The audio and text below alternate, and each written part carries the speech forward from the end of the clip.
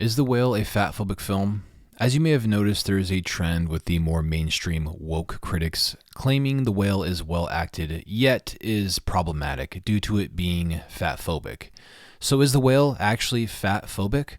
Well, yes it is, and that's actually a good thing. Think about the truth of your argument. Morbid obesity causing extreme human suffering and premature death is a thing that should be feared on some level. That doesn't mean we shouldn't have empathy and understanding for those dealing with such things, and the film does this quite well.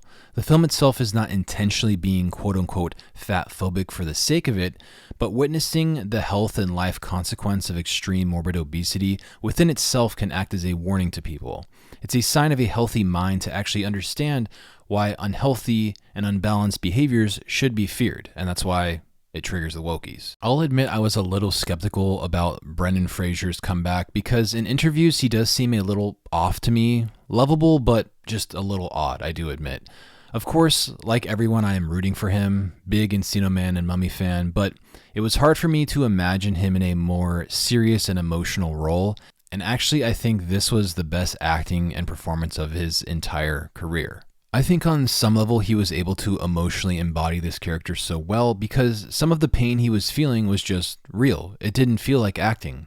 It was just authentic. Of course, through the lens of this fictional character Charlie, but still very real. Him being groped, forgotten, and cast out of Hollywood after major success, I think oddly fed into and paralleled how he was able to embody such an intense character.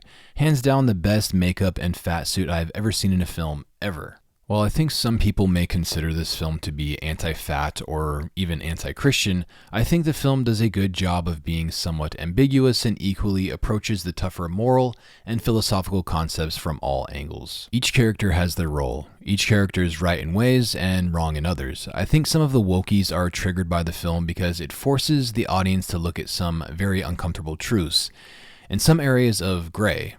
One of them being the consequences of a father or parent abandoning their child and the psychological impact that can have. Sadie Sink's character at times seems truly diabolical or evil as described by her mother, and a lot of it seems to stem from wanting to hold her dad responsible for the abandonment. So she ruthlessly does this to other people like Thomas in the film, recording him confessing to stealing money and smoking weed and then sending it to his church and his family. Sadie's character almost acts like Wrath or something in the film. And ironically, he has this sort of confession inside of Liam's room when seeing the Red Bible. But ironically, Ellie's actions ends up helping Thomas and his family just wants him home and forgives him, which I do think is meant to be contrasted with the deceased partner who felt endlessly rejected by his family or father. Ellie's ruthlessness and brutal judgmental honesty is valued by Charlie, despite the truly terrible things she says to him. Charlie endlessly apologizing to everyone in the film and remaining positive in the most extreme of circumstances. This film is really built on duality between all of these characters. Liam being anorexic before his death, and Charlie on the polar opposite extreme, tying in symbolically to the biblical verse about indulging in the flesh. And ultimately, what I think this film is about is forgiveness, which forgiveness is the core tenet of Christianity. The lack of forgiveness from Liam's father, in reality, is not a very Christian way of behaving. Now, if you contrast that with the endless forgiveness Charlie affords to his quote-unquote evil daughter, even in the face of seeing the photo on Facebook, again, it's bringing in that kind of duality between all of the characters. And all of the analyzing and philosophical analysis aside, the film is just an emotional roller coaster, I think meant to make you feel something. Anyways, I think that's all I have to say about the film. Thanks for watching, and bye.